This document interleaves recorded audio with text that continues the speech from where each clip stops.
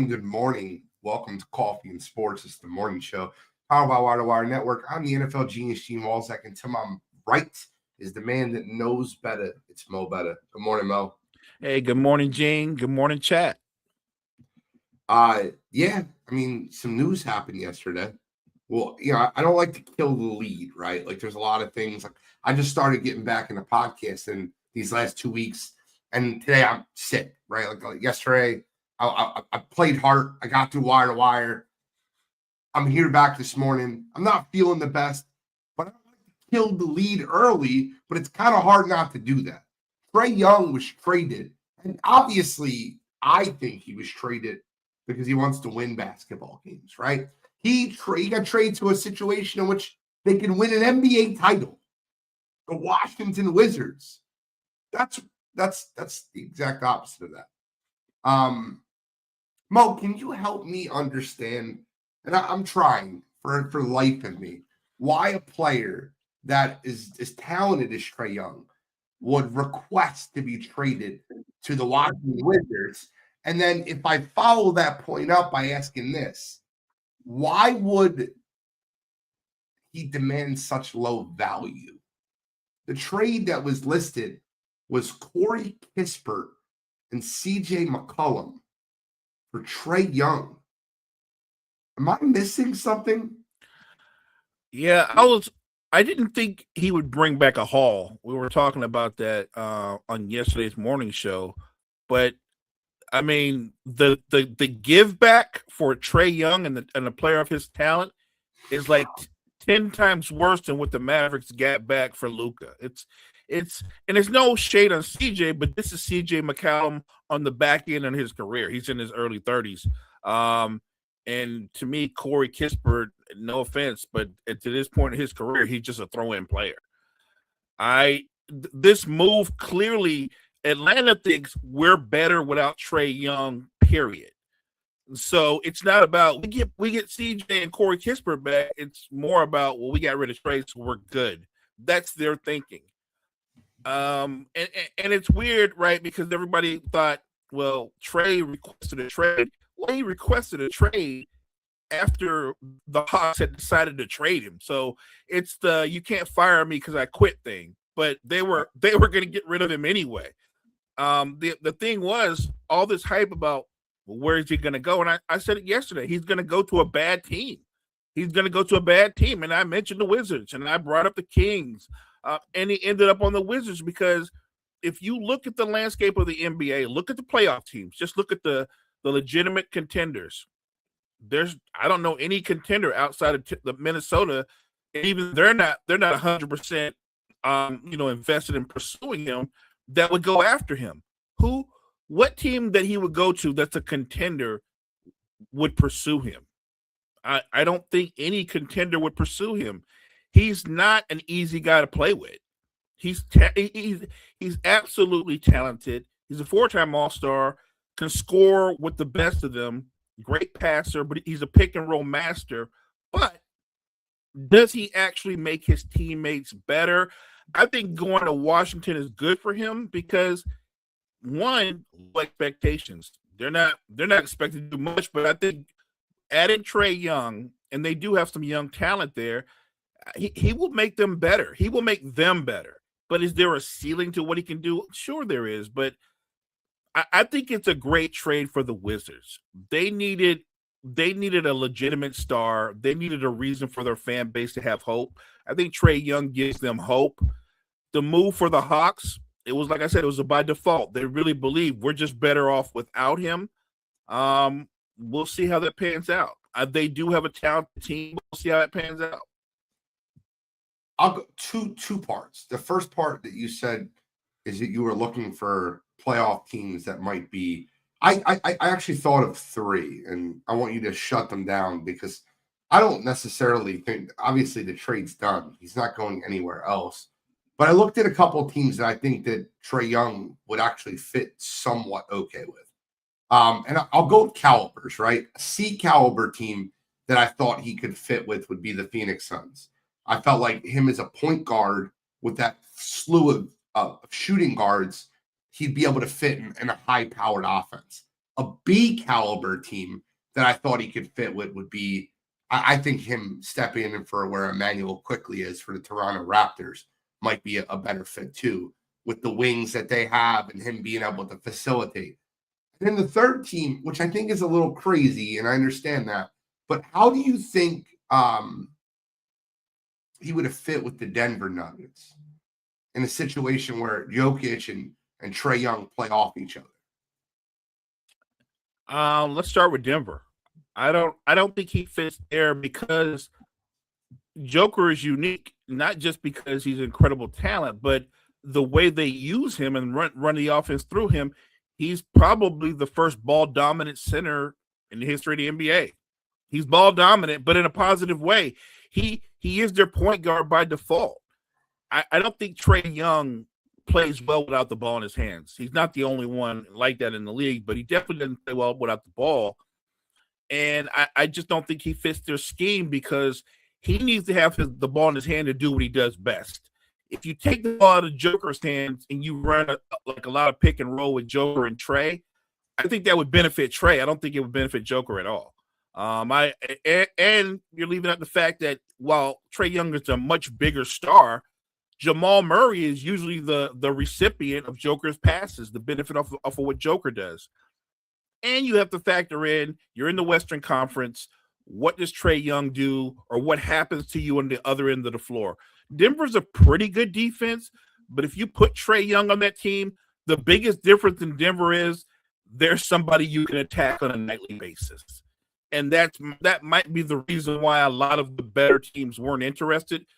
He is immediately the person that's getting hunted on defense. So the question with Trae Young is, you know what you can do offensively, but what's the payback on the other end of the floor? I don't think there's enough of a payback for a team like Denver because of that. Okay. What about Toronto or Phoenix? Do you think they would have been fits for Trae Young? I think the out of the three teams, Toronto's the team that could have been a fit because he's absolutely an upgrade from Quickly in terms of his talent and his scoring ability and his shot creation. The only problem again is, remember, RJ Barrett, Scotty Barnes, and they got BI Brandon Ingram. They do have a lot of wings. But Toronto right now got off to a fast start, and now they're kind of coming back to earth because they're kind of up and down in how they play defense. I think Trae Young would have opened up the floor, made their offense better. There's no question. He would have made life easier for Scotty Barnes, easier for not Emmanuel Quickly, but Brandon Ingram. So there's a give and take when you have a ball dominant offensive player. And I'm not picking on Trae Young because I think everything I've said about him applies to Luka, applies to a few other guys. It's what do you offset? Is Trae Young good enough offensively that he can offset his deficiencies? I think of the three teams, Toronto's perfect because they do have a lot of really good perimeter defenders who can offset his deficiencies. So I think Toronto would have been a good landing spot for Trae Young. As far as Phoenix, he wouldn't fit there because what Coach Ott did, he turned Phoenix into a top 10 defense.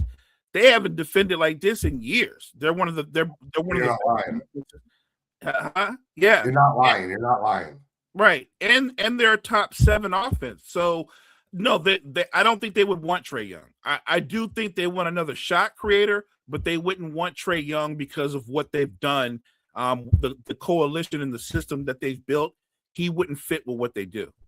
I just look at Colin Gillespie starting a point guard. I say Trae Young could fit into that role, but I understand what you're saying. Okay, so let's talk about the Washington Wizards. Do you think that Trae Young and Alex Sarr could be a good fit together? Because the way I look at that is I want to say Alex Sarr. Alex Sarr's a much better player than Clint Capella.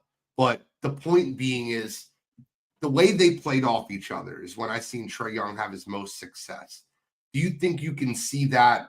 Trae Young is really good at getting the big to commit and then throwing the lob.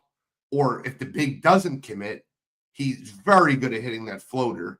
And if you play underneath the screen and roll, he's a good shooter if you leave him open. Do you think Alex Sarr plays well with that? I do, because I think that Alex Sarr has the skill set to be a really good pick and roll, pick and pop big. He's not just a roller. Alex Sarr can turn around and face the basket. I think Trae Young brings that more out of him. I think he makes life easier for Alex Sarr because with Trae Young, Alex Sarr is going to be asked to finish because he's going to get better opportunities. He's going to get better shot percentage. The opportunities are going to be more in the restricted area, but I think he can play pick and pop. Having somebody like Trae Young that draws the attention that he does, it opens up not more opportunities just for Alex Sarr, but everybody on that team. In a weird way, it does work because they're a team that's rebuilding that desperately needed a star. I think they needed a star who can bring out more than what's been brought out of Alex Sarr so far in his career. I think Trae Young might be the best thing for Alex Sarr. I don't disagree with you. I think it's actually a better fit than people think it is. I look at that team. Bub Carrington's played well. Justin Champagnie. By the way, both Champagnie brothers have played. The boys can play. Yes, they can ball. I look at that team and I say, okay, well, the team at least will be exciting to watch. It won't be the walkthrough that you're used to when you play Washington on a nightly basis. Let's talk about the Atlanta Hawks. Are they done? I hear Kyle in the chat reportedly the Hawks are trying to make a play for Anthony Davis next. I look at the Atlanta Hawks and I guess the three questions. Number one, are they done? Number two, do you trust Dyson Daniels to be your starting point guard? And number three, what do Corey Kispert and CJ McCollum add to what I think is a potential top 10 NBA player? I think he's close to being top 10 now in Jalen Johnson. I think Corey Kispert can give them depth, but with CJ, it wouldn't shock me if CJ started right away because CJ's been one of the better combo guards in the NBA for over a decade. Like, you hear his name, CJ McCollum, you don't even think about it, but the man he's got more than 10 years in this league averaging over 20 points a game. Yeah. And you don't think of that because he's never made an all-star team. CJ's an incredible talent. I would say that CJ is on the other side of his prime, but can he help a young Hawks team? Yeah, there's a lot of basketball left in him.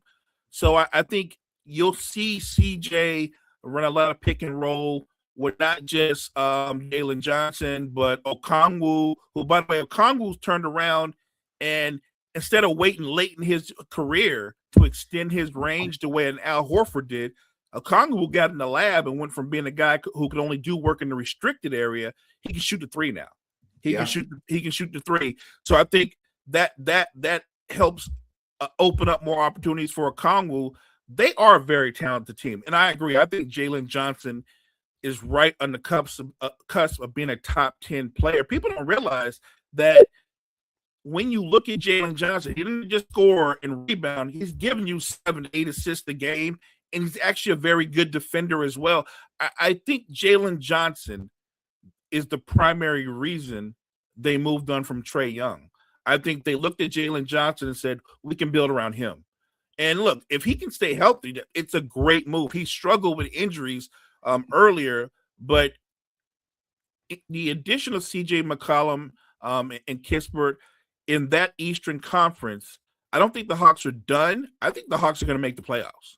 I think they're going to make the playoffs, and they're going to be interesting to watch. I don't think they'll be an easy out. I think CJ McCollum is going to bring some life into that offense, and I think he's going to make things easier for Jalen Johnson because you brought up Dyson Daniels. Terrific defender, terrific on-ball defender, terrific team defender, but he's not a scorer. He's not a shooter. His primary role is to defend and be a pesky defender. CJ is going to be the guy that probably runs the offense more than Dyson Daniels. It'll probably be CJ and Jalen Johnson.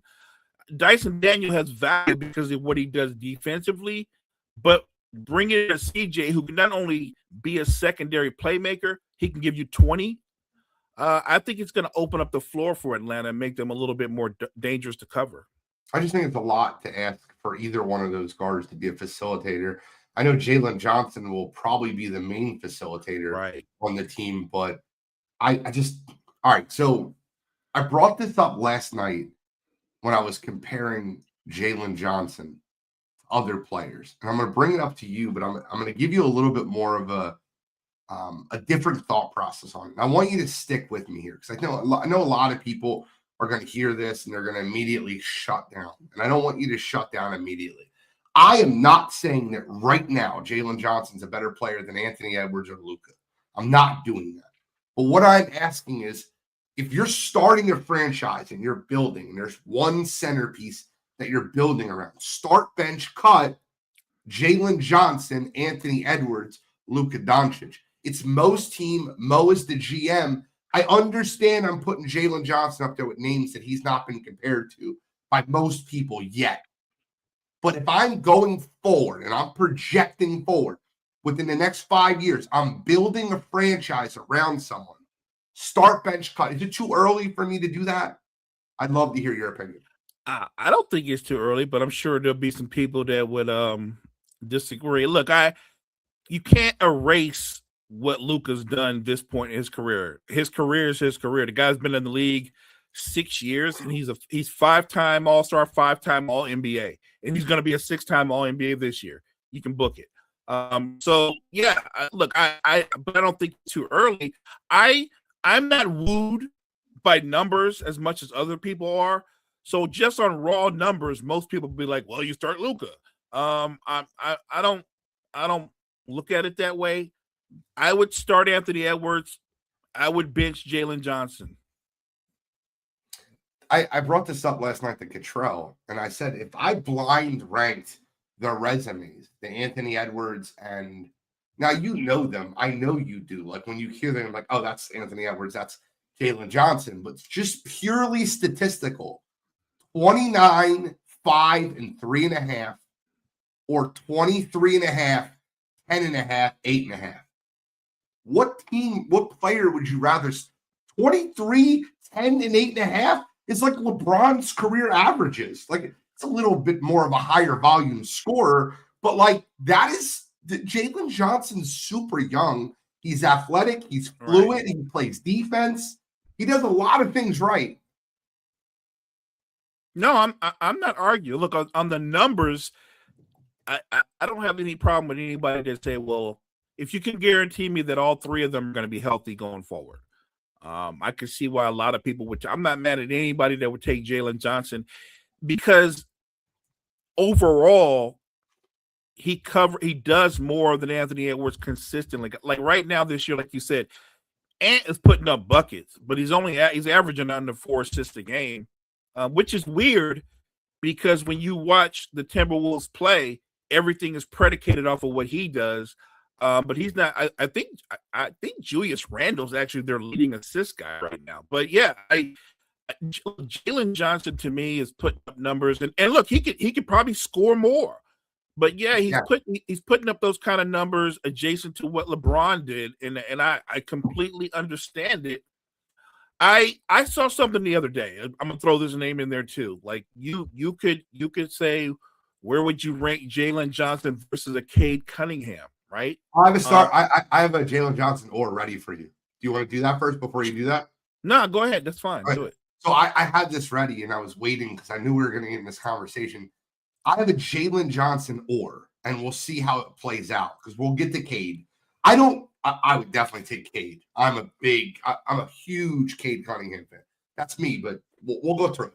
I don't want to say I'm starting easy because I don't think this is easy, but Jalen Johnson or Jalen Durant. Oh, I'm taking Jalen Johnson. Jalen Durant's been incredible this year. Yeah. Jalen Johnson or Paolo Banchero. I would take Jalen Johnson. Jalen Johnson or Franz Wagner.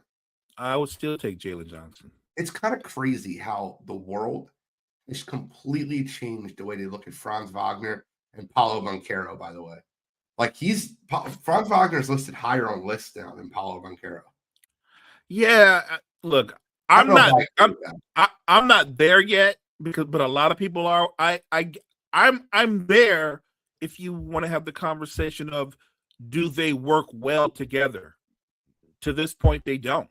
They really don't. Like before Franz Wagner got hurt, they had the Magic had one of the better records in the East, and Franz Wagner looked like their best player. Yeah, and then Powell comes back and they struggled but I don't think that's because of Franz got better than Paolo. I think that they don't know how to play off of each other.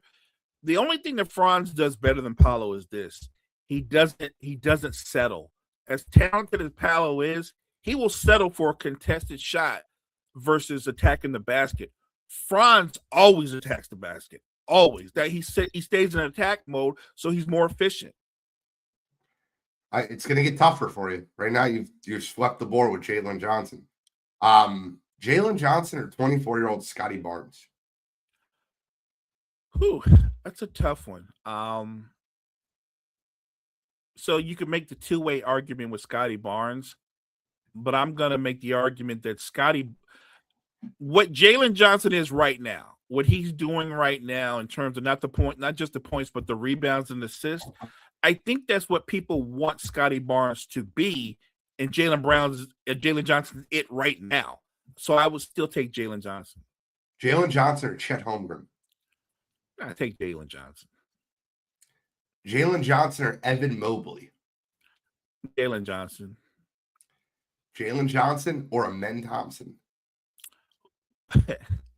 That's really good. Because with Amen, we know that he's still developing. He's actually a little bit younger than Jalen Johnson. 22. And I don't know how good because I think Amen's not even nowhere near what he's going to be, Gene. I agree. You're building a team. It's just your team, Mo. Mo's the GM. You got two guys against the wall. Who are you building it with? It's tough because Houston's got KD, and KD's great. But in a weird way, because you have KD, it kind of slows down what Amen could be offensively, right? You know what I'm saying? Yeah. Man, that's tough. I might be a little weird. I might take Amen Thompson. I love Amen Thompson. First of all, I'm a big fan. If I could start a backcourt with Cade Cunningham and Amen Thompson, I'm telling you right now, I'd be the happiest camper in the world. Wow. That's an awesome backcourt. Oh my God. That's a big athletic. Yeah, I would love that backcourt. Sign me up for that backcourt. Jalen Johnson or J-Dub? Ooh, that's another good one. But I'm seeing something from Jalen Johnson that I thought and I'll be honest, I thought I was going to see it from J-Dub, but I haven't seen it. I think Jalen Johnson has more of an alpha thing about him. He's more of a dog. I think J-Dub is settling into being a Pippen, which, by the way, if you're going to be a Pippen, that's not a horrible career path or what you're going to be, but I would take Jalen Johnson.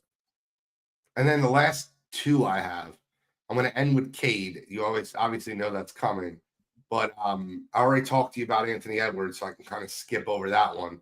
Jalen Johnson or Alperen Sengun? Ooh. Building around one. Just building around one. Yep. You're starting your team with just one of those players. You know what? I'm still going to take Jalen Johnson.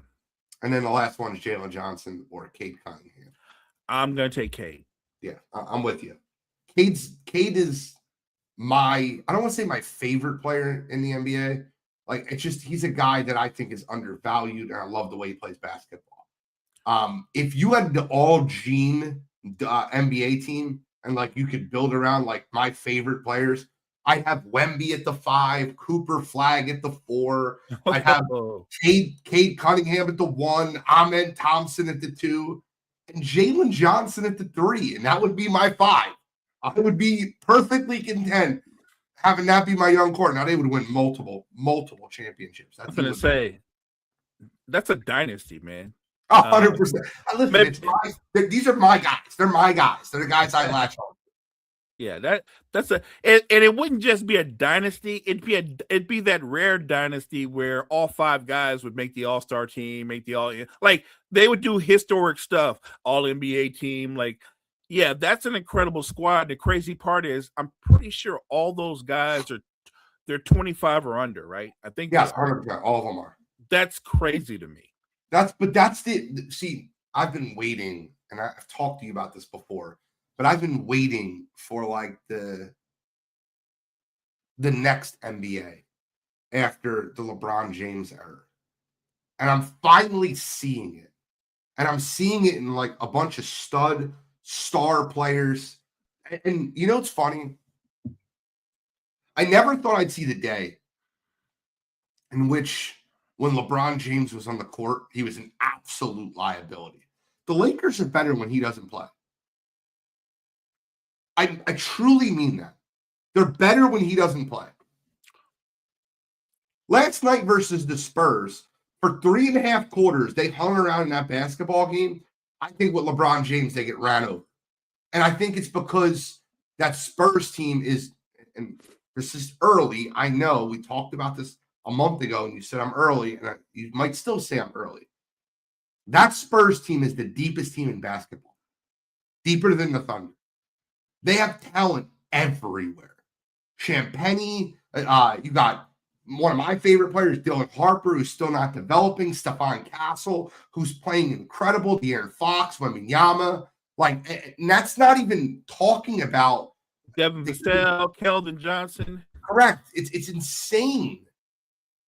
I love the way that team's built. No, I love the way that Spurs team's built. I don't disagree at all that they're the deepest team.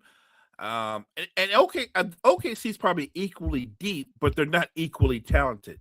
Correct. The Spurs are much more talented, which is why they cause matchup problems for OKC. The Spurs are the Thunder's kryptonite because the Thunder do not shoot threes like the rest of the top teams in basketball. They are to get to the hole, and when you have a 7'6" guy that's got the wingspan of an alien blocking 2-point shots and making you shoot from the outside, it really the Spurs are the matchup the Thunder would pay anything not to have. They want the Rockets or someone to take out the Nuggets, to take out the Spurs. They don't want any parts of that team. 1,000% that's what they want. And by the way, I kind of envision it going like that. Like, if you tell me, like, well, the Spurs are going to meet the Thunder in the conference championship, Spurs are going to go to the finals. But should Denver upset the Spurs or take out the Spurs? Maybe it's not even upset, but if Denver takes out the Spurs for the Thunder, then I think OKC is probably going to make it back. They do not want any part of them. And you pointed out something that a lot of people didn't realize, and I've known this. As good as OKC is, yeah, they don't shoot the three ball at an elite level like some of the better teams are, and it's a big part why they've been six. Well, they're 7-6 now. The last 13 games, teams are recognizing that you can close out on them because they don't shoot the three well. They don't, and if you really look at their team, people are starting to dissect them more as Shea can create his own shot and get his own offense. He can get his. J-Dub can, but not as well because he's not the shooter that Shea is. And, yeah, Chet's he's a talented big man, but he's more of a face-to-basket guy. He's not the kind of guy you can throw the ball to in the restricted area because he's about as big as KD is physically. So I think that teams are recognizing they're incredible on defense. But if you don't turn the ball over, you play them even, games are closer than they should be. Look, they won last night in an overtime game against Utah. Utah's not a monster team. And the only reason they won in overtime is because Shea scored 46 points. And the Shea shot to tie the game with no time left, where he was trying to draw the foul and didn't. Right. I didn't think that shot was going in. That was an incredible shot. Same. And I think that they've not mixed J-Dub back into their rotation the right way. I just don't think they're sinking. And we're talking when they're 19-1, are they going to take the Warriors record? Yeah, right. That's not happening. They're not. They're losing 10 games this year. Right. And listen, every team has this. I don't think it's a write-off of the Thunder. But I think that it's very interesting how things have played out. It's not a write-off on the Thunder. Ask me today who I think is the favorite to come out the West. I still think it's the Thunder. They're going through adversity, and they're also going through the thing that it's one thing to pursue the championship, and then you become the champion. and people start talking about dynasty this and dynasty that, and everybody after that, you become the hunted. They're the hunted, and I don't think like we always talk about how tough the Western Conference is. No one anticipated that. I anticipated that San Antonio was going to make the playoffs. That they were going to be a playoff team. Yeah, I don't think anybody anticipated that they would be legitimate title contenders, except for one guy. I just want to. I said Except for one guy. I have one last NBA topic, and then we're gonna get into wild card weekend. One last, and it's a blind resume, and I don't think too much. I just want you to look at it, and I want you to tell me what you think. You see that on your screen? I think I did a good job of. Oh, I think. Don't look at the top. No, I think I got rid of it. So I'll read it out to you for people who are listening on. This is a resume comparison. 30 points per game versus 29 points per game. 30.7 versus 29.1. The blue is 4.6 rebounds. The red is 3.3. The blue is 7.1 assists. The red is 6.3. The blue has a 60.6 true shooting percentage. The red has a 59.1. Now, little next level analytics. The offensive impact is a plus 0.44 on the red, plus 3.4 on the blue. Defensive impact is a negative 2.3 on the red, and a negative 0.5 on the blue. Overall impact, a plus 2.8 on the blue, a plus 2.1 on the red, and a usage rate of 32% on the red and 29.5% on the blue. Would you rather have red or blue here, Mo? Man, that's really close. It's interesting. Line ranking them. I think I would take the red. Really? The blue has more scoring, more rebounding, more assists, a better shooting percentage, a better defender, better overall impact. And you're taking the red? Well, the blue is Tyrese Maxey, and the red is Jalen Brunson. And when I look at these two players, Jalen Brunson is just past Tyrese Maxey on the All-Star starters list. And I am baffled. I am frustrated. I am upset because I will defend Tyrese Maxey with every last piece of air in my lung. Because Cade Cunningham has to start. They're the best record in the East. So if you're asking who's starting at the second guard position between Maxey and Brunson, and you're telling me it's big body Brunson, I'm not accepting that. So it's a blind rank, but I knew who both players were. I know you did.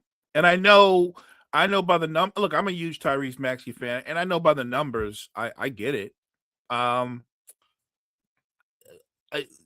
Brunson, a great thing about him is if you get caught up in just the numbers, you'll miss what he actually does with the eye test. He absolutely reeks of the it factor. And I like Maxey. The Sixers are a weird team because there are nights when you can tell they can score with anybody because they have so many talented wings. And to his credit, since he's been back, Joel Embiid has gotten better and better. Again, you can hold your breath if you're a Sixer fan because he can get better and better, and then all of a sudden he's out for a month or whatever. Yeah, he has played well. Look, I always look at talent for talent a lot of times. I think the Knicks are a better team than the Sixers, but I don't think they're more talented than the Sixers. But I think they're a better team. But a big part of that is the weight of that team. They pretty much go as Brunson goes. And there's no doubt that Maxey is the Sixers' best player.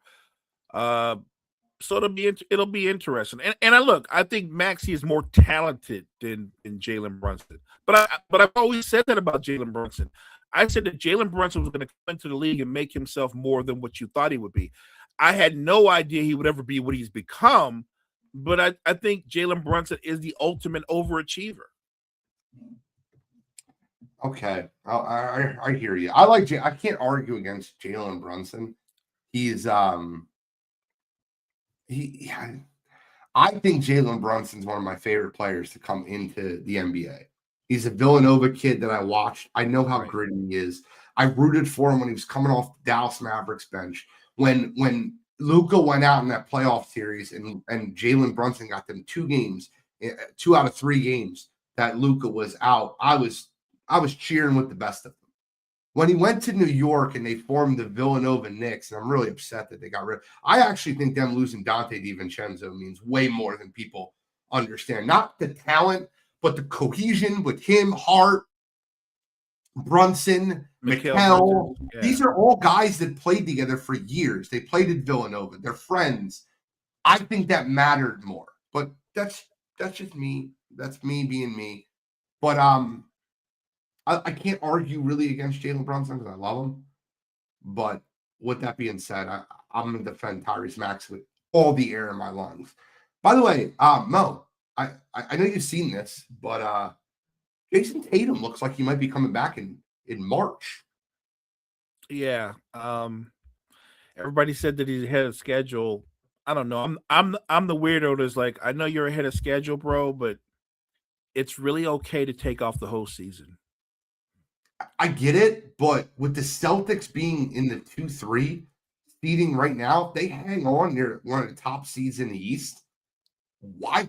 If he's healthy and he gets cleared, why not? If they clear a huge value team to win the East. Look, if the fact that they're doing what they're doing without him, by the way, and I told people, I'm like, they're not going to lie down. They're going to be good. Jaylen Brown was going to have a career year. That's happening. Yep. Yeah, look, if they get Tatum back, let's say that Tatum comes back. He's not quite all NBA Tatum, but let's say he falls into that role where he's Brown's secondary guy, right? And he's giving you, let's say, 20, 22 points a game. Yeah, Boston has the legitimate chance to win the East. They really do if they bring back Jason Tatum. So in this Eastern Conference, there is no dominant team. There's just who's at the top. And who's at the top is Detroit. And I want Detroit to make a move. I think Detroit needs to make a move. Like, they have a system that works, but it works in the regular season. If you go into the postseason where it becomes more of a half-court grind, you have to find a second guy to take pressure off Cade Cunningham on the perimeter, and they don't have that on their roster. As great as Jalen Duren has been, Jalen Duren's your third option. What they don't have is a bona fide second option.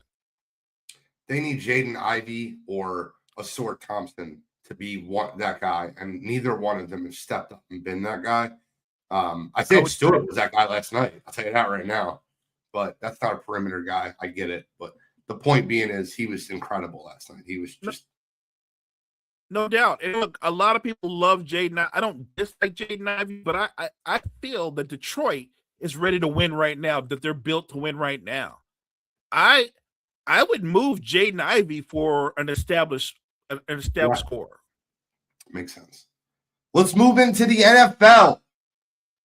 Mo, your picture went away. It's okay. We still love you. The NFL is are you still there? I'm still here. Okay. The NFL playoffs wild card weekend. I don't think I've done this with you yet. I did it with the guys last night on Wire to Wire. I would love to do it with you real quick. There you are. You're back. I can see it. Let's start here. Thursday or Saturday afternoon, 4:30. Let's go. I'm sure we're both picking the Rams. Let's give a percentage chance for the Carolina Panthers to win.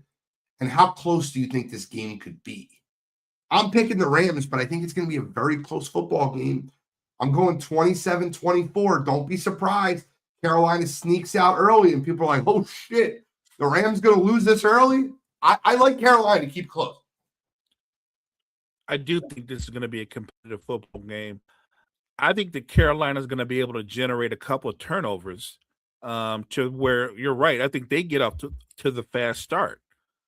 But I think that the Rams being the better team, I think they catch up to them. I think they eventually pull away, but I think this is a close football game. This is going to be one of those games where people thought the Rams would blow them out, and I think this game might be more like 27-24. That's literally what I said, 27-24. It was my prediction that I made last night on Wire to Wire. I think that they'll make this game very, very competitive. I actually think they'll be leading I think they'll be leading at halftime. I really believe that. Yeah, I think they'll get a pick.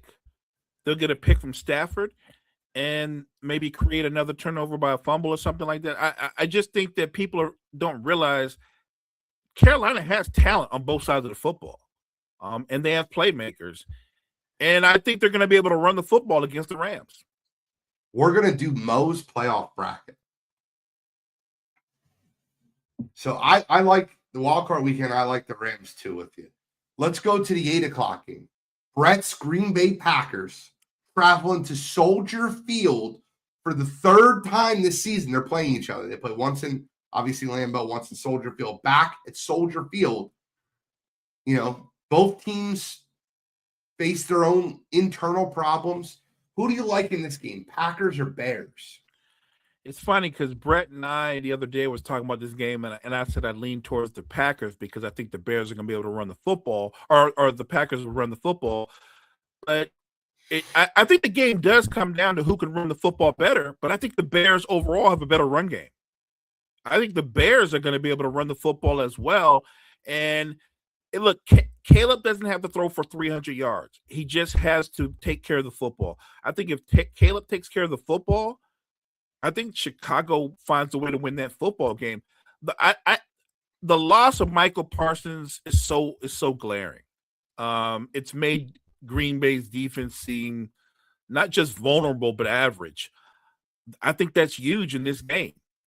I think the Bears control the line of scrimmage. I think they run for close to 150 or more yards. I think they win the football game. All right, so this is your bracket. I'm picking, just for our listeners at home that are listening, I'm picking the Packers in that football game. I think that Jeff Hafley's defense will be ready to slow down the Bears like they have both matchups they've had. I think Jacobs is a lot healthier. So, Tapa, we'll get to this question as soon as we get to the AFC. Actually, we'll get to it right now because that's the next matchup. The Buffalo Bills are going to head into Jacksonville to take on the Jacksonville Jaguars. If Josh Allen loses Sunday, does he get a pass for a lackluster roster? No. He doesn't get a pass. If anything, we're going to say, like, dude, in a year where there's no Mahomes, no Lamar, no Burrow, this is your year. And I'm, all due respect, Jacksonville has had a sensational season. Trevor Lawrence deserves a lot of credit. They've been good on both sides of the football, but this is your opportunity. And I get it. You don't have an elite number one wide receiver, but you got one of the three best running backs in football. You got that. You're supposed to be Superman. If you got to win by playing in shootouts, then you be Superman and you find a way to win a shootout. But I don't think he gets a pass. I'm with you, bro. You ain't got to tell me. I think the Buffalo Bills win this football game. Who do you got in this game, the Bills or the Jaguars? I got Buffalo in a shootout. I do too. I like Buffalo in that football game. I'll say this. I will never be more happy to be wrong because I'm rooting for Jacksonville. This is one of those games where my mind is telling me Sean McDermott, Josh Allen, James Cook, they'll find a way to win the football game. Yeah. But my heart is with the Jaguars. I've always been a Trevor Lawrence fan. You know this. You have been. I would love for the Jaguars to win this game. I like ETN. I like Trevor Lawrence. I like Jacoby Myers, Parker Washington. I think that Josh Hines Allen, I think their defense has done a great job stopping the run. I think their offense runs the ball. They've done a better job of limiting Trevor Lawrence's turnovers. We'll see how it plays out Sunday.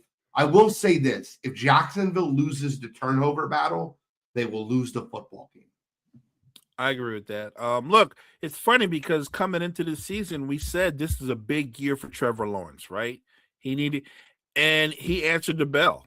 He's been terrific this football season. He's not turned the ball over as much. He's had command of the offense, and look where they're at.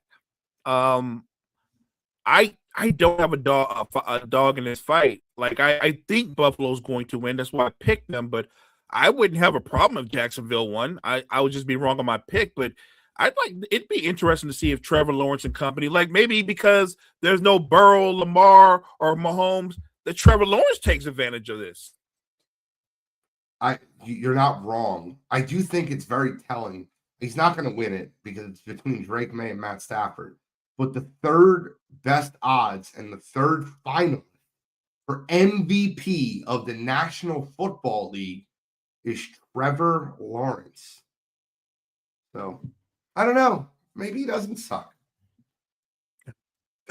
Sorry, I'm placating my own agenda. The San Francisco 49ers head into Philadelphia, take on the Philadelphia Eagles. How do you see this game playing out? So let me start with the Niners offense going against the Eagles defense. I'm going to do the line from Remember the Titans. For us to win this football game, we have to be perfect in everything we do, in our execution, meaning that there can be no turnovers on offense. No bad throws by Brock. Go 3 and out if you must, but don't turn the football over. Defensively, look, we don't have a pass rush. That's not a secret. So I think they're going to have to find a way to generate turnovers, maybe strip a football, cause a fumble, but they're going to have to like Robert Saleh is a great DC. He's going to have to try to confuse Jalen Hurts.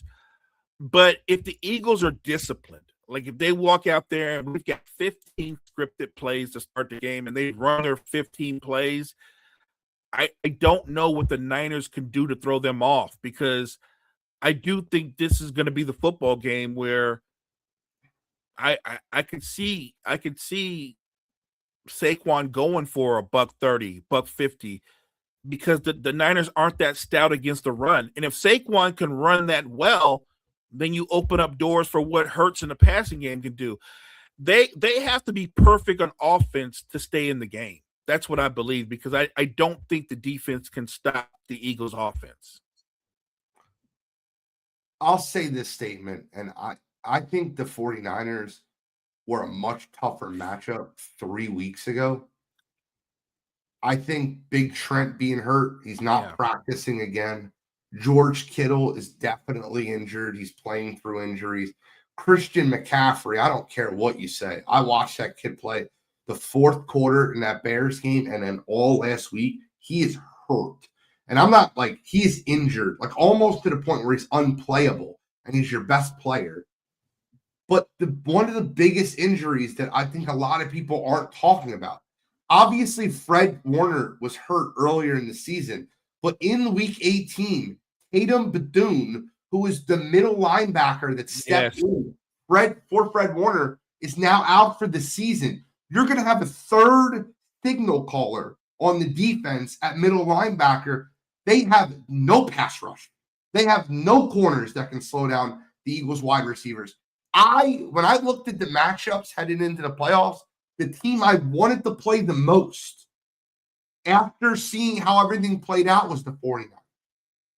I think they're ripe for the picking, and if the Eagles lose this game, they goddamn deserve it.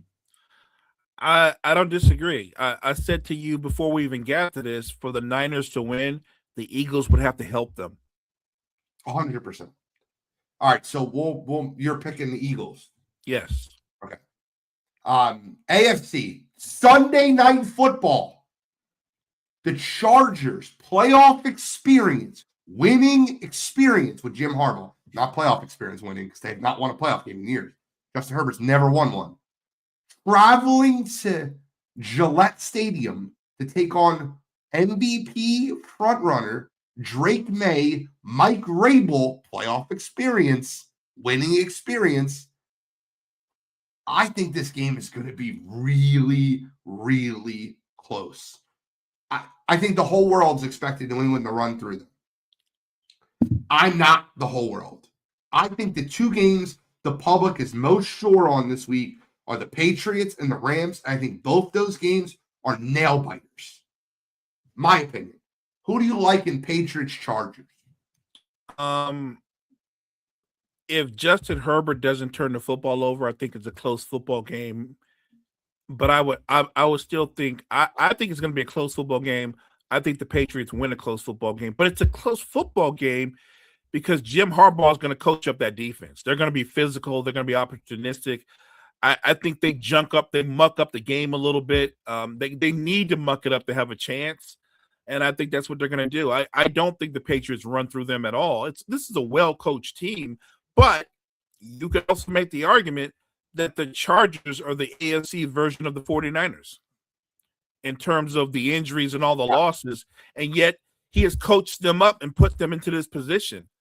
I think this is going to be another game where people expect it to be a dominant performance by the Pats, and it's going to be a nail biter. I completely agree with you. We're going with the Pats though, right? Yes. And then Monday Night Football. Mike Tomlin hosting a Monday Night Football game. I want to go over this real quick before you give your pick. Mike Tomlin is famous. He has not lost a Monday Night Football game at home ever as the starting coach. The Steelers will host DeMeco Ryans, Will Anderson Jr., and the Houston Texans. Will this be Aaron Rodgers' last game in the NFL? I guess I'll put it this way: it'll be his last game if he plans on make or break. I don't see the Steelers win. Like I feel like the setup was Mike Tomlin's never lost a home playoff game. A Monday Night Football game at home. He's gonna lose this one. He's gonna lose this one. So we're about to make some history because he's gonna lose this one. Look, much like the Eagles-Niners matchup, for the Steelers to win, the Texans would have to help them. Stroud would have to turn the football over. Their offense has been much better to Stroud's credit, but I don't think they have to score 27, 28 points to beat the Steelers. I think if their defense is consistent in what they've been with those two edge rushers and that front seven, nah. I think Aaron Rodgers is going to be black and blue by the end of the football game. And look, one of Aaron Rodgers' strengths, and it's still a strength to this day, he makes quick reads. He gets rid of the football really fast. But the back end of that team is pretty good too. I don't see how the Steelers win this football game. And I'm a big Mike Tomlin fan, but I talked about this on yesterday's show. I feel like Mike Tomlin beating John Harbaugh just gave Mike Tomlin an extra week to play football, but he's going to lose too. And it's funny because if Mike Tomlin loses another playoff game, because he hadn't won a playoff game in a minute, are we going to start hearing, well, maybe because we've been hearing this for the last 4 or 5 years? Time for Mike Tomlin to go. I think the fact that the Steelers found a way to win the division the way they did in a win-it-all scenario was terrific, but that's a testament to his leadership. I think he's the kind of coach that if he wants to stay, he stays. He should have that kind of sway. But if you're going to lay everything on what happens on Monday night, I don't think they're going to win. I think that defense is ultimately going to decide the football game. I'm with you, Houston Texans. All right, we got our semifinals. We're going to run through this when we have 5 minutes. I just want your predictions if this holds true. We'll start in the AFC. Buffalo travels to Denver to take on Bo Nix and the Denver Broncos. Do you have the Bills or the Broncos? You know what? My head says, even though Denver's got that great defense, I think this is Josh Allen's game to win. This is on Josh Allen. And look, Denver's offense doesn't scare nobody. It doesn't scare anybody. I think Denver's almost tailor-made for Buffalo because Buffalo can score. I don't know what Denver's going to do offensively. I'm going to go with Buffalo. I'm going to go with Josh Allen and the Bills. I agree with you. The Houston Texans at the New England Patriots. You want to talk about a barn burner? That game is going to be a tough football game. Yeah, that one right there, uh, that's gonna be physical. That's gonna be tough. Woo, that's a tough one. But you know what? I'm a big D'Amico Ryans fan. I'm gonna lean with Houston. That means Houston at the 5 seed would end up hosting the AFC Championship game indoors versus Buffalo, a replay of something we've seen on Thursday Night Football in which the Texans beat the Bills. Who do you like in this game? Texans or Bills going to the Super Bowl? I'm not a Bills fan, but I think this is all about Josh Allen in his moments. So I'm gonna be consistent. I know they're gonna get after him, but the difference is he's the one quarterback that if you get after and you're not disciplined in your rush lanes, Josh Allen might gash you for 80, 60, or whatever yards. Like, I'm gonna go with Buffalo. Let's go to the NFC. The Rams are going to head into Seattle, one of the best football games I ever watched. They played there 3 weeks ago, and the Rams were dominating that football game, and Seattle ran them down, beat them in overtime. Great football game. Rams at Seahawks. Who do you like in that game? Another close game, great matchup. Look, the NFC West has been insane this year. Everything tells me to pick Seattle. But you know what? I'm gonna say Stafford and company have one more run in them. This is Stafford's last run. I'm going Rams. Eagles, who got the shit kicked out of them by the Chicago Bears physically, are going to play at Chicago Soldier Field. The last time these two teams played, the Bears ran for 260 yards on the Eagles front. That was the game where they decided that Jalen Carter needed surgery because his shoulders weren't holding up. Who do you like in this one? Eagles traveling to Chicago. I like the Eagles. I think the Eagles get after the Bears. Like I can't see the Bears replicating what they did with the 200 yards rushing. I think the Eagles shut down that run game and put everything on Caleb's shoulders. I think the Eagles win the football game. You have another path to the Super Bowl headed to Philadelphia, where the Rams head to Philadelphia. And I'll call it exactly what it is. It's been their house of horrors. For the last 3 years, the Rams have headed into Philadelphia and lost. The Philadelphia Eagles will play the Los Angeles Rams in Lincoln Financial Field. Matt Stafford on the road at Philadelphia. Who's going to Super Bowl, Mo? Matt Stafford's going to play terrific. They're going to be in that game. They might even lead in that game. But I'm going to do it somehow, some way. Philadelphia Eagles go back to defend their Super Bowl title.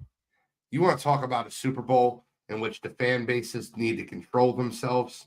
This is a Super Bowl where you need to lock the liquor cabinets, I'm telling you right now, San Francisco, who hosts the Super Bowl this year, they do not want these two fan bases in their city. They lock these people up.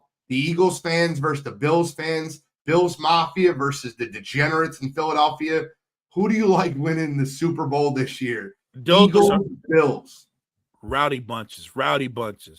I think this is going to be a great Super Bowl. And I think Josh Allen will have moments. I think it's going to be close. I think this is going to come down to late in the game. I've been consistent with you all year, man. All year. Up and down, I've been consistent. I think the Eagles win. I think the Eagles do something that hadn't been done in a minute. And they defend their titles. And you know, we could go into the aftermath, but if I'm right, you can say about the struggles or whatever, Jalen Hurts is going to be a 2-time Super Bowl winning quarterback. And there's a lot of guys that won 2 Super Bowls who had average careers that because they won the Super Bowls, they were a lot for Hall of Fame. I'm just saying. My guy, you are a showman. Exactly 10 o'clock. We get through the bracket. Great timing. Great show. A lot of fun. Eagles, Bills, Super Bowl. That would be a ton of fun for the fan bases, man. There'd be tables flying. There'd be alcoholics. It'd be insane. Insanity. Mo, I appreciate you. Are we getting N1 tonight? I'm assuming we are based on our prior. Yeah, we're definitely getting a big dose of N1 tonight for sure. All right. Well, thank you so much for everybody that's tuning in.